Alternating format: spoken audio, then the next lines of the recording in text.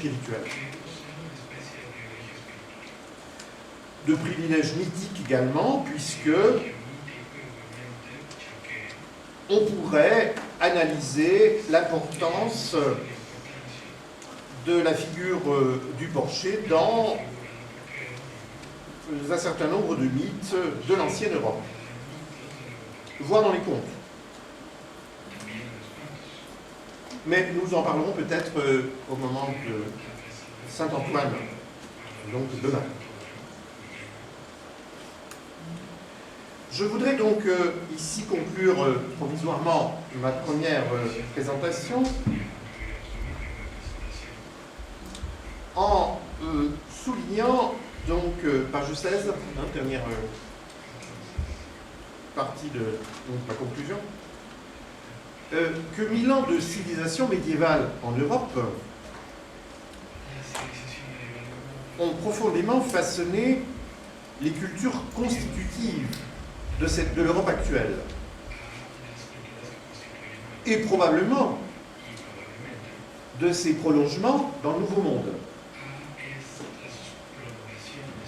Le christianisme ayant joué un rôle fédérateur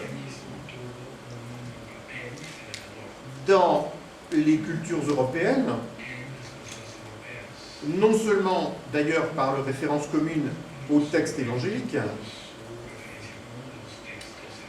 mais aussi dans la définition même du sacré comme tradition spirituelle. Toutefois, lorsque nous évoquons cette tradition spirituelle chrétienne, je pense qu'il ne faut pas exclusivement penser au christianisme de l'élite, au christianisme des théologiens. Parce que ce christianisme médiéval a été très vivant dans le monde des campagnes et il a beaucoup plus façonné les peuples d'Europe dans cette tradition populaire que dans la tradition, que la tradition théologique ne l'a fait.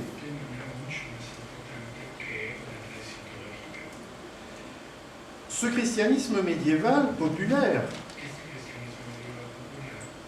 apparaît donc comme une religion que j'ai qualifiée de synthèse,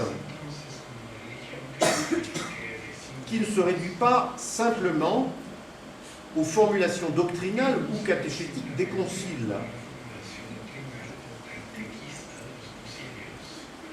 Le christianisme a été un véritable creuset de civilisation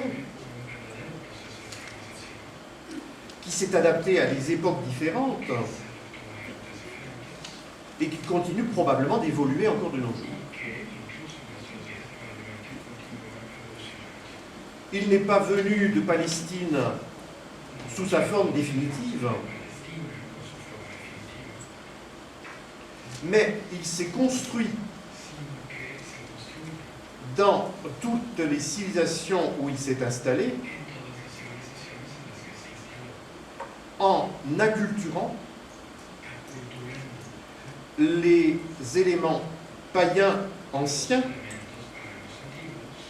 et la tradition proprement issue de la Bible.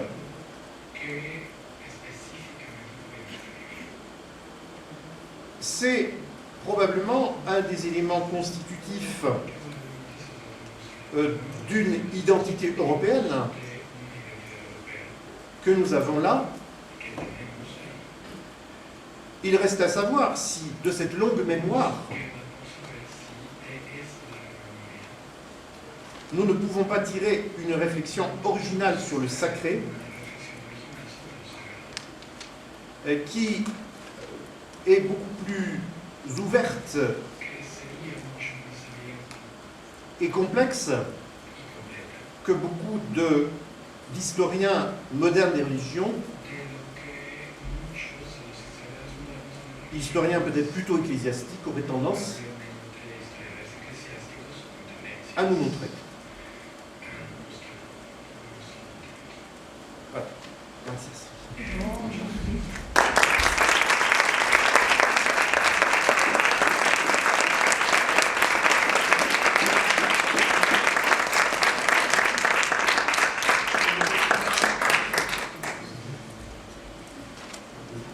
temps, régulateur du temps. Vous allez voir un film donc, qui était tourné en Roumanie pendant la période de Noël. Il y a de la neige, vous verrez, donc c'est Nouvel An. Et on a une figure d'ours, c'est-à-dire que vous le voyez, vous le verrez sur la droite, ce personnage ici, c'est l'ours. Ensuite, il y aura une petite séquence sur les rites du Pays basque, espagnol, avec l'importance des cloches, du bruit qu'il faut faire à certains moments de l'année. Et ensuite, le troisième film sera justement la tradition des Diablos pour la fête de Saint-Blas. Donc, 3 février. Voilà. Je lance. Peut-être éteindre la lumière, on verra peut-être mieux. Et puis mettre le son.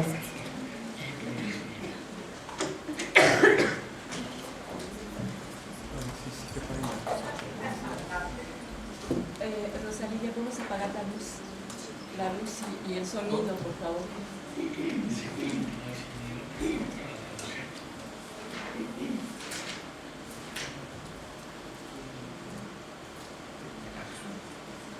El sonido no está. No se oye.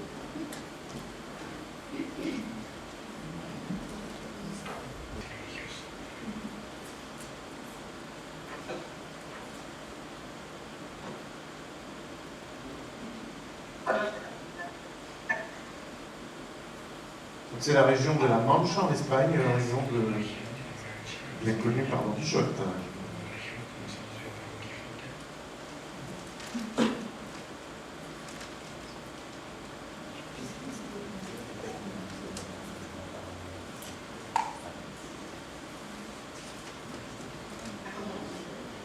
Regardez celui-ci.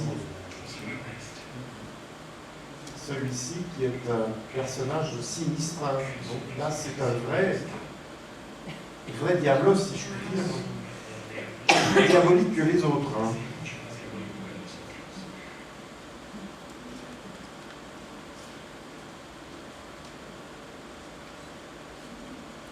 L'importance de la musique, mais vous ne l'entendez pas, est à noter. De même que ces danses très particulières, presque de possession chamanique, un peu. On tape des pieds, on exhibe une espèce de bâton très spécial, vous voyez. Et là, nous avons encore une fois la figure de l'ours, mais ça c'est en Suisse. Voilà. Donc c'est fini. Là. La séquence est un peu courte, hein, si vous voulez, tout à l'heure on pourra la repasser, mais pour voir un peu mieux les détails, ce serait mieux d'avoir le son à cœur avec, mais bon. Mais la technique. Si se puede volver a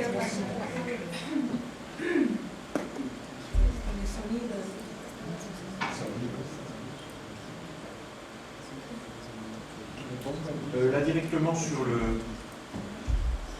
Le mécanisme va, d'une certaine manière, catégoriser dans une sorte d'entité diabolique. Ah voilà.